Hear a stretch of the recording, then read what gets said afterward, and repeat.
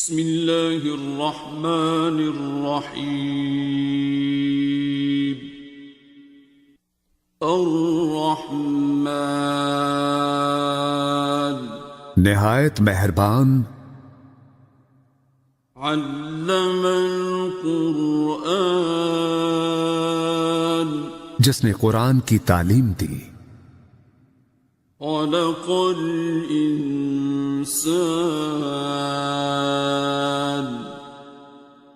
علمہ البیان اسی نے انسان کو پیدا کیا اور اسے بولنا سکھایا۔ الشمس والقمر بحسبان سورج اور چاند ایک حساب کے پابند ہیں، والنجم والشجر يسجدان اور تارے اور درخت سجدہ ریز ہیں۔ والسماء رفعها ووضع الميزان آسمان کو اس نے بلند کیا اور میزان قائم کر دی، ألا تطغوا في الميزان تاکہ تم میزان میں خلل نہ ڈالو، وَأَقِيمُوا الْوَزْنَ بِالْقِسْطِ وَلَا تُخْسِرُوا الْمِيزَانَ اور انصاف کے ساتھ وزن کو ٹھیک رکھو اور تول میں کمی نہ کرو۔ وَالْأَرْضَ وَضَعَهَا لِلْأَنَامِ زمین کو اس نے سب مخلوقات کے لیے بنایا، فِيهَا فَاكِهَةٌ وَالنَّخْلُ ذَاتُ الْأَكْمَامِ اس میں میوے ہیں اور خوشوں والی کھجوریں ہیں، وَالْحَبُّ ذُو الْعَصْفِ وَالرَّيْحَانِ اور بھوسے والا اناج ہے اور خوشبودار پھول ہیں۔ فَبِأَيِّ آلَاءِ رَبِّكُمَا تُكَذِّبَانِ بس اے گروہ جن و انسان، تم دونوں اپنے رب کی کن کن نعمتوں کو جھٹلاؤ گے۔ خَلَقَ الْإِنسَانَ مِنْ صَلْصَالٍ كَالْفَخَّارِ اسی نے انسان کو ٹھیکری کی طرح بجتے ہوئے خشک گارے سے بنایا، وَخَلَقَ الْجَانَّ مِن مَّارِجٍ مِّن نَّارٍ اور جنات کو آگ کے شعلے سے پیدا کیا۔ فَبِأَيِّ آلَاءِ رَبِّكُمَا تُكَذِّبَانِ بس تم دونوں اپنے رب کی کن کن نعمتوں کو جھٹلاؤ گے۔ رب المشرقين ورب المغربين دونوں مشرقوں کا مالک اور دونوں مغربوں کا مالک، فبأي آلاء ربكما تكذبان بس تم اپنے رب کی کن کن نعمتوں کو جھٹلاؤ گے۔ مرج البحرين يلتقيان اسی نے دو سمندر رواں کیے جو باہم مل جاتے ہیں، بينهما برزخ لا يبغيان ان دونوں کے درمیان ایک آڑ ہے اور وہ اپنی حد سے تجاوز نہیں کرتے۔ فبأي آلاء ربكما تكذبان؟ پس تم اپنے رب کی کن کن نعمتوں کو جھٹلاؤ گے؟ يخرج منهما اللؤلؤ والمرجان۔ ان دونوں سمندروں سے موتی اور مونگے نکلتے ہیں۔ فبأي آلاء ربكما تكذبان؟ پس تم اپنے رب کی کن کن نعمتوں کو جھٹلاؤ گے؟ وَلَهُ الْجَوَارِ الْمُنشَآتُ فِي الْبَحْرِ كَالْأَعْلَامِ۔ اور یہ جہاز اسی کے ہیں جو سمندر میں پہاڑوں کی طرح اونچے اٹھے ہوئے ہیں، اور اسی کے ہیں جہاز سمندر میں اونچے کھڑے ہوئے جیسے پہاڑ۔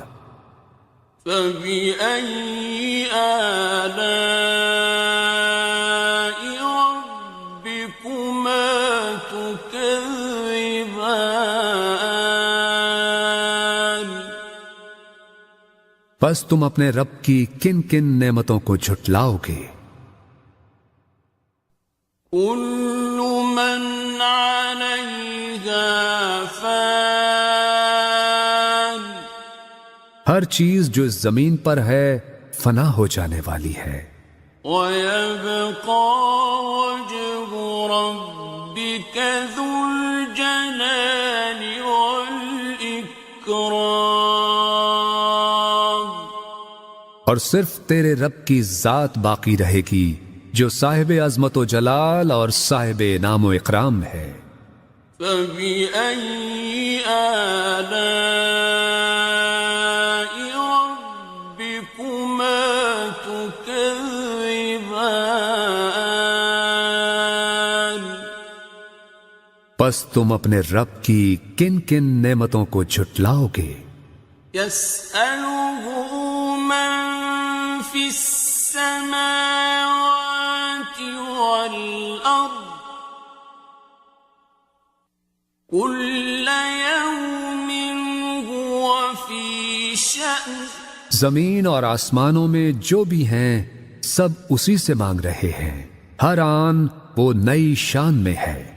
فبأي آلاء ربكما تكذبان؟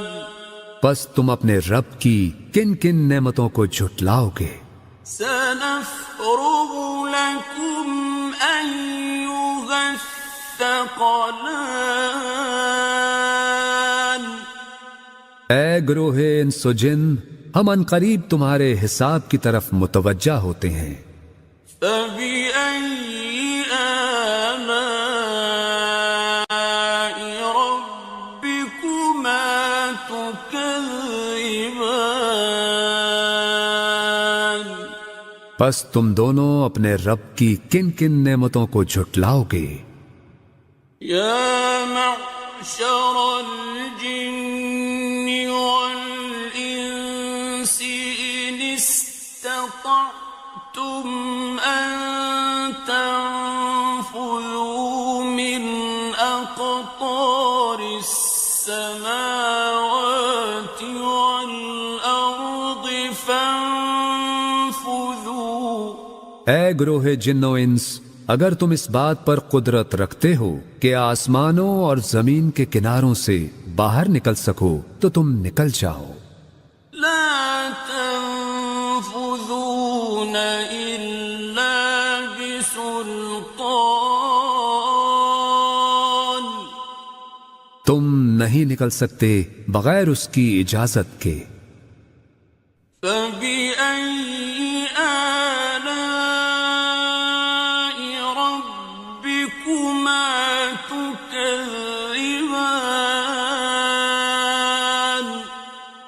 پس تم دونوں اپنے رب کی کن کن نعمتوں کو جھٹلاؤ گے؟ يرسل عليكما شواظ من نار ونحاس فلا تنتصران تم دونوں پر آگ کے خالص شعلے بھیج دیے جائیں گے اور دھواں، اور تم دونوں ان سے بچ نہ سکو گے۔ فبأي آلاء ربكما تكذبان پس تم دونوں اپنے رب کی کن کن نعمتوں کو جھٹلاؤ گے؟ فإذا انشقت السماء فكانت وردة كالدهان پھر جب آسمان پھٹے گا اور لال چمڑے کی طرح سرخ ہو جائے گا۔ فبأي آلاء ربكما تكذبان پس تم اپنے رب کی کن کن نعمتوں کو جھٹلاؤ گے؟ فيومئذ لا يسأل عن ذنبه إنس ولا جان سو اس دن نہ تو کسی انسان سے اس کے گناہ کی بابت پوچھا جائے گا اور نہ ہی کسی جن سے۔ فبأي آلاء ربكما تكذبان پس تم دونوں اپنے رب کی کن کن نعمتوں کو جھٹلاؤ گے؟ يعرف المجرمون بسيماهم فيؤخذ بالنواصي والأقدام مجرم اپنے چہروں سے پہچان لیے جائیں گے اور انہیں پیشانی کے بال اور پاؤں سے پکڑ پکڑ کر گھسیٹا جائے گا۔ فبأي آلاء ربكما تكذبان پس تم اپنے رب کی کن کن نعمتوں کو جھٹلاؤ گے؟ هذه جهنم التي يكذب بها المجرمون یہی ہے وہ دوزخ جسے مجرم لوگ جھٹلایا کرتے تھے۔ يطوفون بينها وبين حميم آن اور وہ اس میں اور کھولتے گرم پانی میں گھومتے پھریں گے۔ فبأي آلاء ربكما تكذبان پس تم اپنے رب کی کن کن نعمتوں کو جھٹلاؤ گے؟ وَلِمَنْ خَافَ مَقَامَ رَبِّهِ جَنَّتَانِ اور ہر اس شخص کے لیے جو اپنے رب کے حضور پیش ہونے کا خوف رکھتا ہو دو باغ ہیں۔ فَبِأَيِّ آلَاءِ رَبِّكُمَا تُكَذِّبَانِ پس تم اپنے رب کی کن کن نعمتوں کو جھٹلاؤ گے؟ ذَوَاتَا أَفْنَانٍ جو دونوں سرسبز و شاداب گھنی شاخوں والے ہیں۔ فَبِأَيِّ آلَاءِ رَبِّكُمَا تُكَذِّبَانِ پس تم اپنے رب کی کن کن نعمتوں کو جھٹلاؤ گے؟ فيهما عينان تجريان ان دونوں میں دو چشمے بہہ رہے ہیں۔ فبأي آلاء ربكما تكذبان پس تم اپنے رب کی کن کن نعمتوں کو جھٹلاؤ گے؟ فيهما من كل فاكهة زوجان ان دونوں میں ہر پھل اور میوے کی دو دو قسمیں ہیں۔ فبأي آلاء ربكما تكذبان تو تم اپنے رب کی کن کن نعمتوں کو جھٹلاؤ گے؟ متكئين على فرش بطائنها من استبرق جنتی لوگ ایسے فرشوں پر تکیے لگا کے بیٹھے ہوں گے جن کے استر دبیز ریشم کے ہوں گے۔ وجنى الجنتين دان اور باغوں کی ڈالیاں پھلوں سے جھکی پڑ رہی ہوں گی۔ فبأي آلاء ربكما تكذبان پس تم اپنے رب کی کن کن نعمتوں کو جھٹلاؤ گے؟ فيهن قاصرات الطرف لم يطمثهن إنس قبلهم ولا جان اور ان میں نیچی نگاہ رکھنے والی حوریں ہوں گی جنہیں پہلے نہ کسی انسان نے ہاتھ لگایا اور نہ کسی جن نے۔ فبأي آلاء ربكما تكذبان پس تم اپنے رب کی کن کن نعمتوں کو جھٹلاؤ گے؟ كأنهن الياقوت والمرجان گویا وہ حوریں یاقوت اور مرجان ہیں۔ فبأي آلاء ربكما تكذبان پس تم اپنے رب کی کن کن نعمتوں کو جھٹلاؤ گے؟ هل جزاء الإحسان إلا الإحسان نیکی کا بدلہ نیکی کے سوا کچھ نہیں ہے۔ فبأي آلاء ربكما تكذبان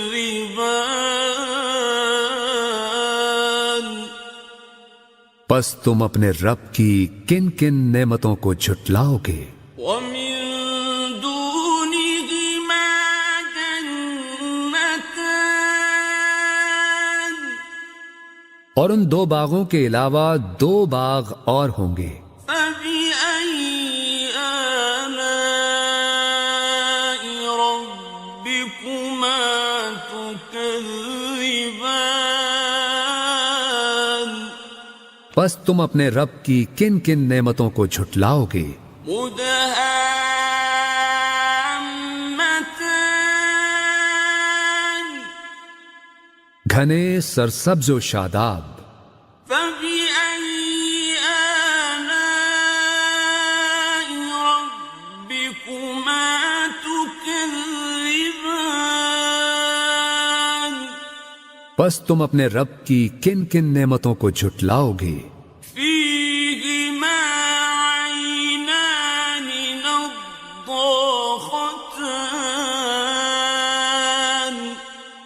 دونوں باغوں میں دو چشمے فواروں کی طرح ابلتے ہوئے. فبأي آلاء ربكما تكذبان پس تم اپنے رب کی کن کن نعمتوں کو جھٹلاؤ گے؟ فيهما فاكهة ونخل ورمان ان دونوں میں پھل اور کھجوریں اور انار ہیں. فبأي آلاء ربكما تكذبان پس تم اپنے رب کی کن کن نعمتوں کو جھٹلاؤ گے؟ فيهن خيرات حسان ان میں بھی خوبصورت و خوبصورت حوریں ہیں. فبأي آلاء ربكما تكذبان پس تم اپنے رب کی کن کن نعمتوں کو جھٹلاؤ گے؟ حور مقصورات في الخيام ایسی حوریں جو خیموں میں پردہ نشین ہیں. فبأي آلاء ربكما تكذبان پس تم اپنے رب کی کن کن نعمتوں کو جھٹلاؤ گے؟ لم يطمثهن إنس قبلهم ولا جان انہیں پہلے نہ کسی انسان ہی نے ہاتھ سے چھوا ہے اور نہ کسی جن نے. فبأي آلاء ربكما تكذبان پس تم دونوں اپنے رب کی کن کن نعمتوں کو جھٹلاؤ گے؟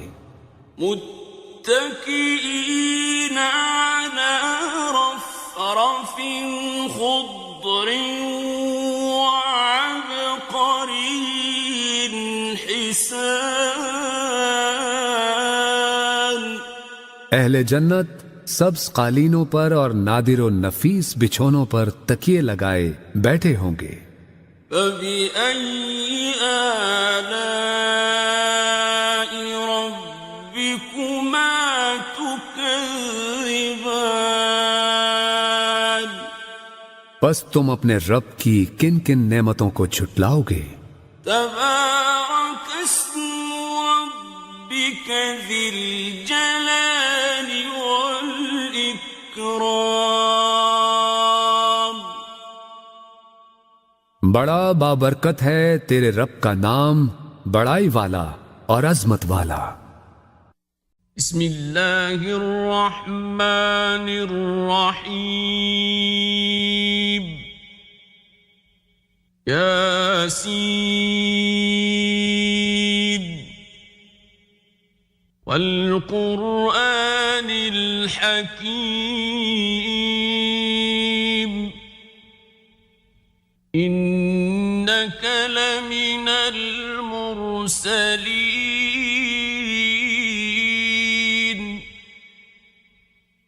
على صراط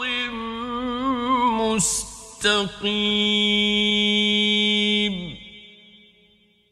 تنزيل العزيز الرحيم لتنذر قوما ما أنذر آباؤهم فهم غافلون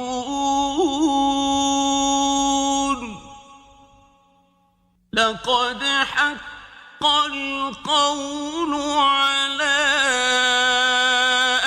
أكثرهم فهم لا يؤمنون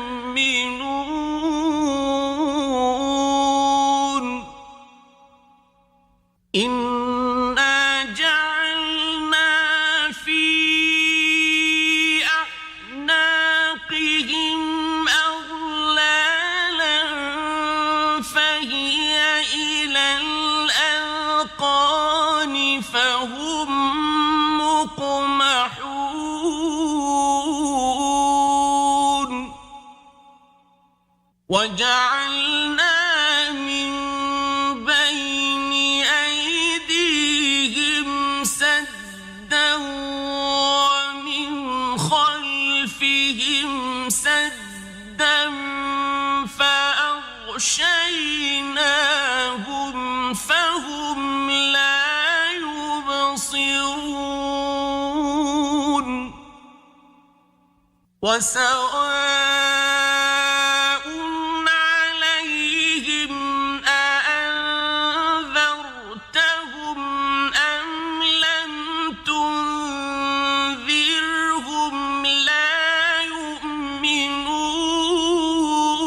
يؤمنون إنما تنذر من اتبع الذكر وخشي الرحمن بالغيب فبشره بمغفرة وأجر كريم إنا نحن نحيي الموتى ونكتب ما قدموا وآثارهم وكل شيء أحصيناه في إمام مبين واضرب لهم مثلا أصحاب القرية إذ جاءها المرسلون إذ أرسلنا إليهم اثنين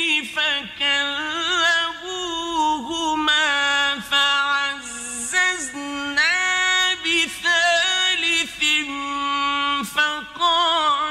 فقالوا إنا إليكم مرسلون قالوا ما أنتم إلا بشر مثلنا وما أنزل الرحمن من شيء إن أنتم إلا تكذبون قالوا ربنا يعلم إنا إليكم لمرسلون وما علينا إلا البلاغ المبين قالوا إنا تطيرنا بكم لئن لم تنتهوا لنرجمنكم وليمسنكم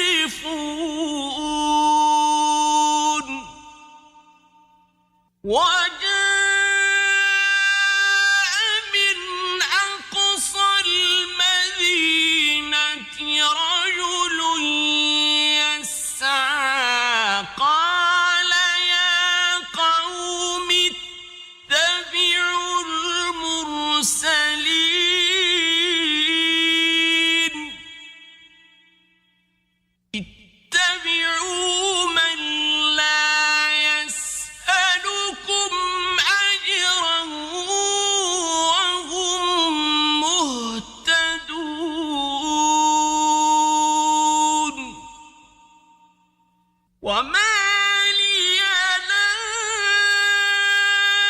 أعبد الذي فطرني وإليه ترجعون أأتخذ من دونه آلهة إن يردني الرحمن بضر لا تغن عني شفاعتهم شيئا ولا ينقذون إني إذا لفي ضلال مبين إني آمنت بربكم فاسمعون قيل ادخل الجنة قال يا ليت قومي يعلمون بما غفر لي ربي وجعلني من المكرمين وما أنزلنا على قومه من بعده من جند من السماء وما كنا منزلين إن كانت إلا صيحة واحدة فإذا هم خامدون يا حسرة على العباد ما يأتيهم من رسول إلا كانوا به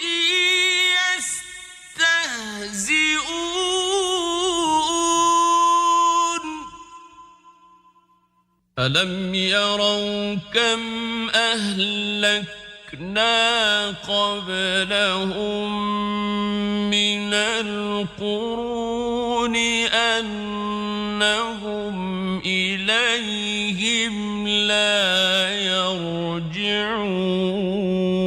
يرجعون وإن كل لما جميع لدينا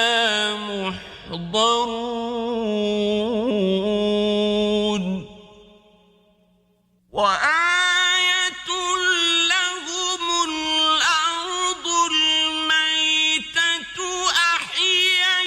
أحييناها وأخرجنا منها حبا فمنه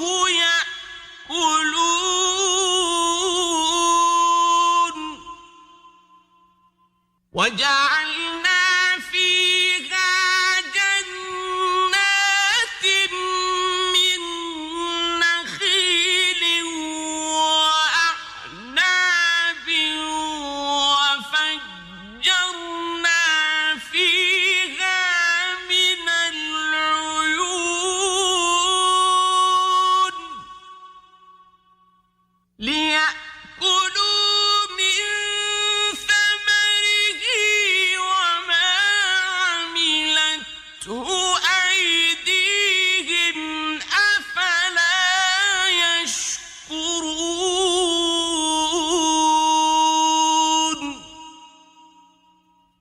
سبحان الذي خلق الأزواج كلها مما تنبت الأرض ومن أنفسهم ومما لا يعلمون وآية لهم الليل نسلخ منه النهار فإذا هم مظلمون والشمس تجري لمستقر لها ذلك تقدير العزيز العليم والقمر قدرناه منازل حتى عاد كالعرجون القديم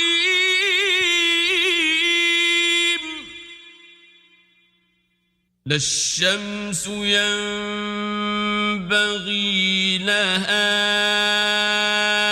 أن تدرك القمر ولا الليل سابق النهار وكل في فلك يسبحون وآية لهم أنا حملنا ذريتهم في الفلك المشحون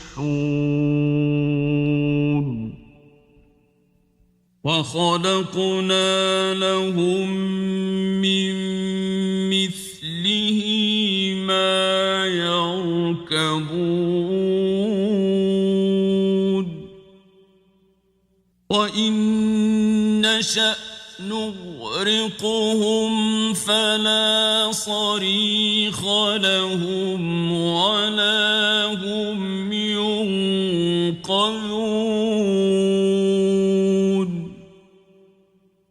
إلا رحمة منا ومتاعا إلى حين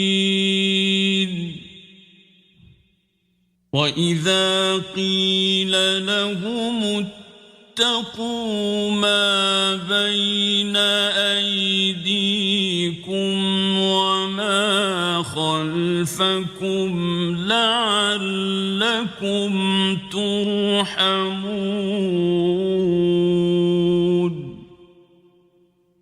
وما تأتيهم من آية من آيات ربهم إلا كانوا عنها معرضين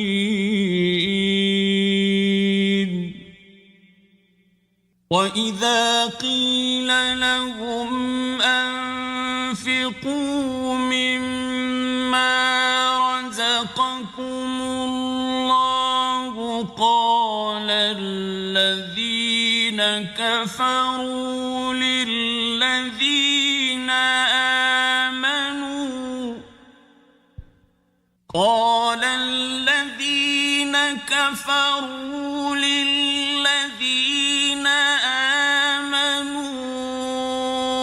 أنطعم من لو يشاء الله أطعمه أنطعم من لو يشاء الله أطعمه إن أنتم إلا في ضلال مبين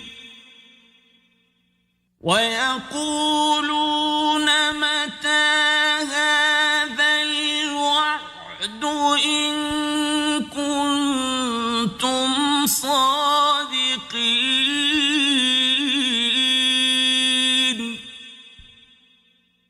ما ينظرون إلا صيحة واحدة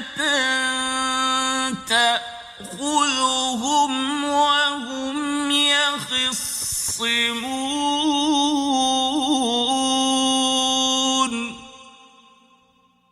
فلا يستطيعون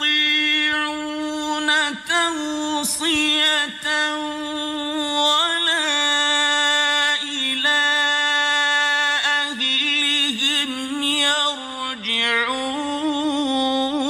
يرجعون ونفخ في الصور فإذا هم من الأجداث إلى ربهم ينسلون قالوا يا ويلنا من بعثنا من مرقدنا هذا ما وعد الرحمن وصدق المرسلون إن كانت إلا صيحة واحدة فإذا هم جميع لدينا محضرون فاليوم لا تظلم نفس شيئا ولا تجزون إلا ما كنتم تعملون إن أصحاب الجنة اليوم في شغل فاكهون هم وأزواجهم في ظلال على الأرائك متكئون لهم فيها فاكهة ولهم ما يدعون سلام قولا من رب رحيم وامتازوا اليوم أيها المجرمون ألم أعهد إليكم يا بني آدم ألا تعبدوا الشيطان إنه لكم عدو مبين وأن اعبدوني هذا صراط مستقيم ولقد أضل منكم جبلا كثيرا أفلم تكونوا تعقلون هذه جهنم التي كنتم توعدون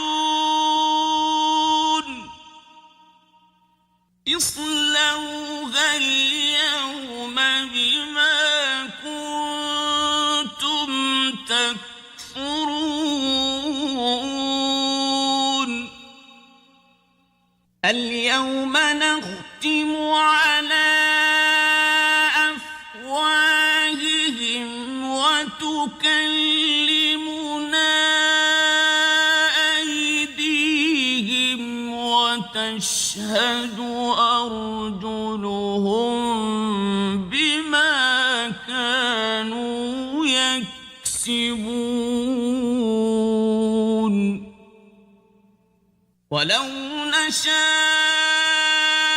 لطمسنا على أعينهم فاستبقوا الصراط فأنى يبصرون ولو نشاء لمسخناهم على مكانتهم فما استطاعوا مضيا ولا يرجعون ومن نعمره ننكسه في الخلق أفلا يعقلون وما علمناه الشعر وما ينبغي له إن هو إلا ذكر وقرآن مبين لينذر من كان حيا ويحق القول على الكافرين أولم يروا أنا خلقنا لهم مما عملت أيدينا أنعاما فهم لها مالكون وذللناها لهم فمنها ركوبهم ومنها يأكلون ولهم فيها منافع ومشارب أفلا يشكرون واتخذوا من دون الله آلهة لعلهم ينصرون لا يستطيعون نصرهم وهم لهم جند محضرون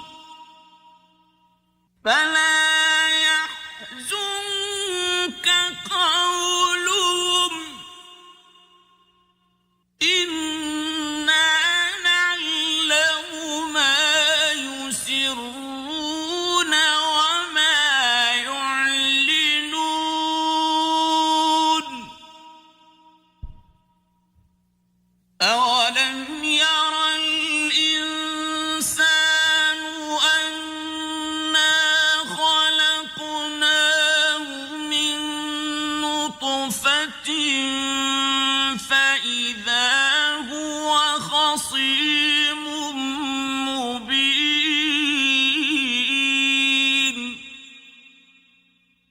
وضرب لنا مثلا ونسي خلقه قال من يحيي العظام وهي رميم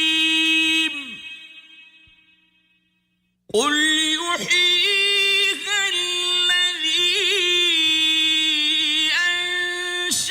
أنشأها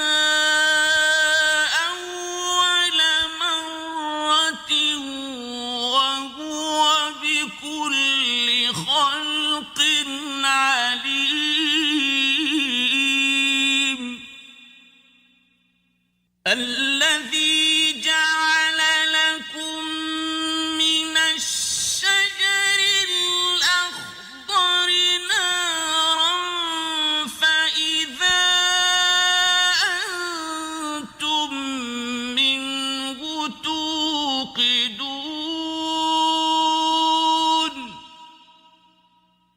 أوليس الذي خلق السماوات والأرض بقادر على أن يخلق مثلهم بلى وهو الخلاق العليم إنما أمره إذا أراد شيئا أن يقول له كن فيكون فسبحان الذي بيده ملكوت كل شيء وإليه ترجعون